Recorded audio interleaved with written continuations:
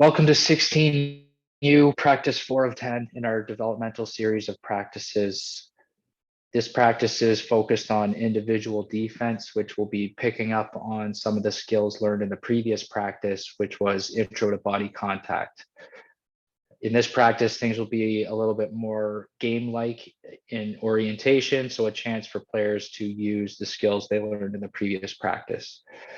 I'd suggest that you take a look at the defensive skills analysis link to shore up your knowledge on defense in general, as everything kind of stems from a basic framework at the end of the day. So this practice is 90 minutes, as are all the practices I've distributed so far, but I know some have only 60-minute windows. So if that's the case, I would suggest that you take 5 minutes off of the house passing and shooting lanes, 5 minutes off the on-ball shadowing, which would just mean that you do it with just sticks up, not turned over.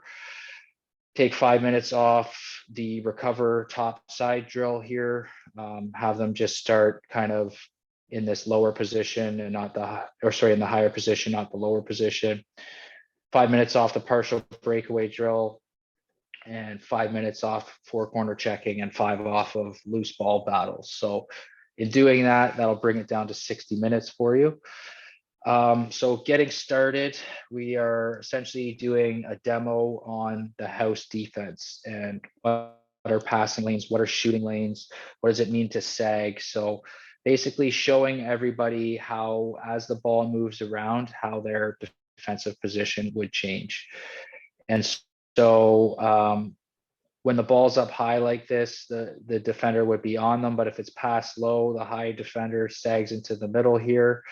And so everybody's sticks are up, which is a concept we learned in a previous practice. And if the ball's at the shooters here, we want our defensive player basically in line with the head of their stick. So the head of their stick can't see the net. The problem a lot of people make in here is they're too far in, they're playing them straight up, shoulder to shoulder. Meanwhile, they can just reach around them with their stick for an easy shot, which we'll teach all of our players eventually here.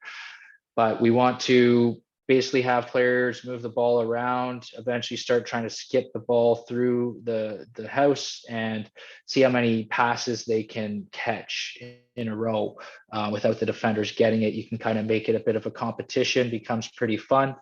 And then when the ball gets knocked down or there's an errant pass, maybe you give them 2 opportunities, but the offense goes to defense, the defense comes out, and we switch in and out that way.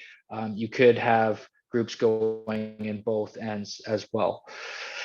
So from there, we get our dynamic warm-up kind of out of the way. We didn't do much of a general warm-up this time, so really need to get the blood flowing, getting through the stationary dynamic stretches that they know.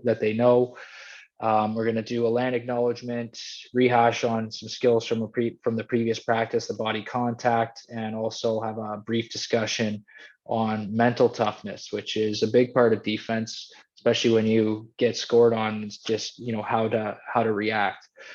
But this first drill that we do, and you can break into both ends. I don't know if you have one goalie or two, maybe you want to keep it in one end.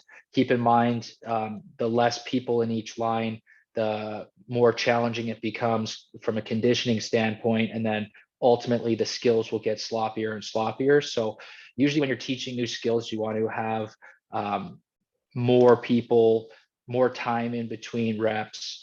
And so players aren't fatigued coming into the drill. But in this drill, basically when the offensive player is done, they play defense, the defender comes out. But for 5 seconds, the ball carrier is using skills from a previous practice, which is their dodging skills, face dodging, roll dodging, hitch stepping, while the defender stays between the 2 pylons and tries to landmark their top shoulder, which is the idea of what top side defense is, or top shoulder defense. So that's what they want to do. They want to align with the player's top shoulder. And then after 5 seconds, the whistle blows. The player is allowed to take 1 attempt to the net. And the other side at that point also begins and they're doing their 5 seconds here. So when this one-on-one ends, coach blows it again here, then they get to go one-on-one to the net. And it's really an experimentation in playing one-on-one. We haven't really taught it yet, so it's kind of a learn by discovery method there. And then we do bring it in, or I should say we did teach them topside defense here and playing one-on-one. So now we are bringing them into different areas of the floor.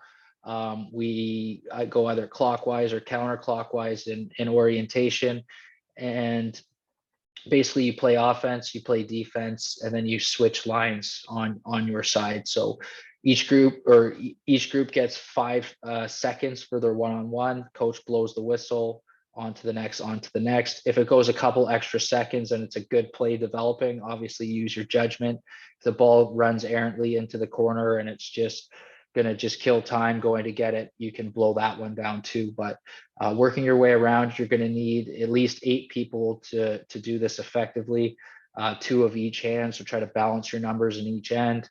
If you don't have enough to do it in both ends, then of course you'll just do it all in one end. Lots of time here, lots of reps. Players can learn from the mistakes of other players in watching those reps. So try to keep them engaged, try to blow it and give them pointers, and highlight certain aspects, especially after there's been several reps through the drill. So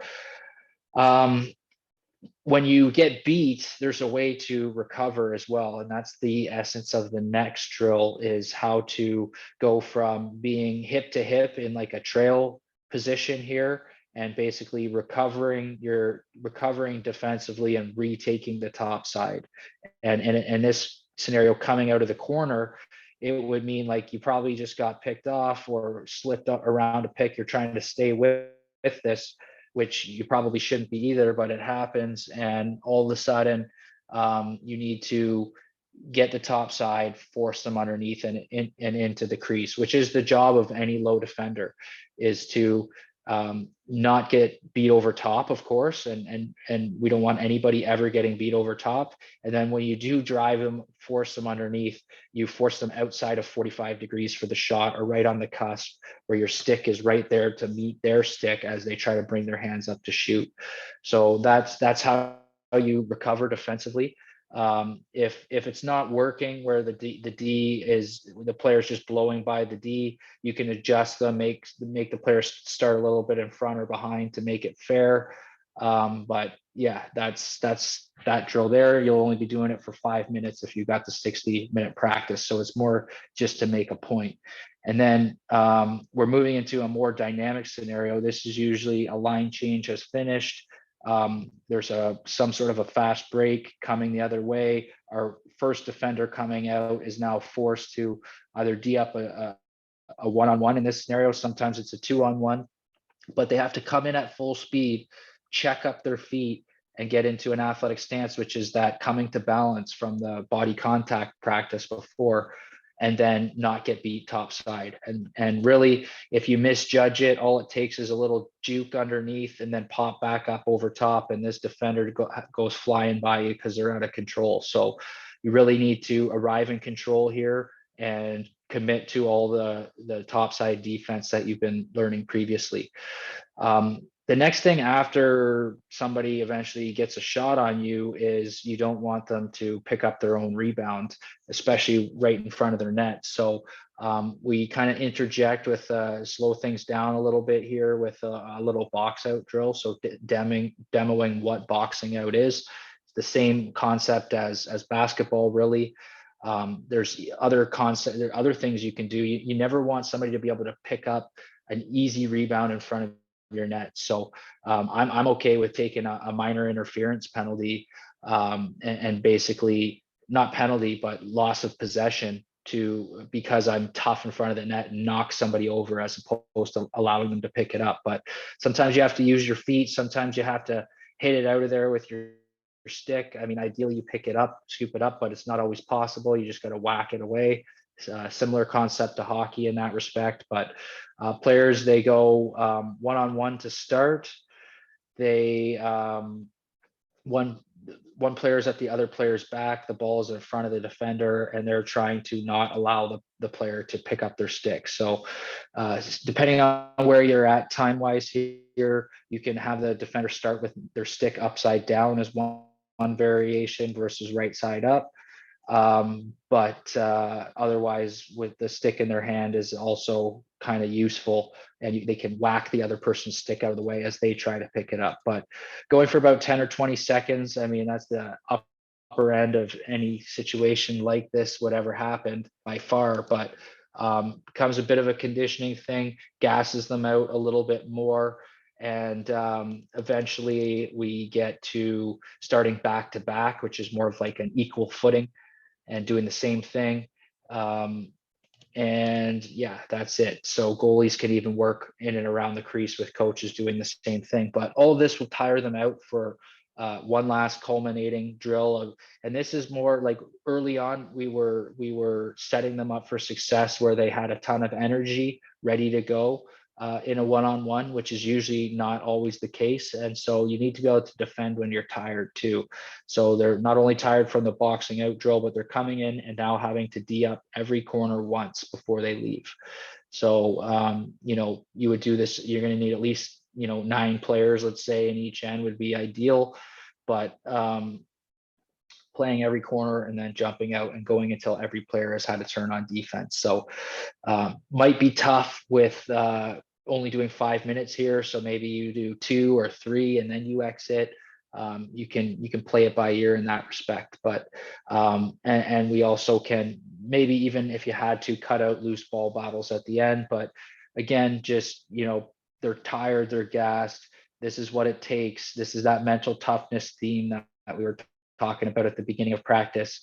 And also we can, at this point, even though they're tired, talk about what's legal and what's illegal in a situation like this, because really often when you get penalties and interfere is when you are tired. So lots of lessons to be learned there. And of course, circling up at center floor, finishing with the lower body stretch. There's been a lot of cardio this practice, so a real taste for the game. And nonetheless, want to highlight some of the positive notes of the practice and finish on a high note, as always.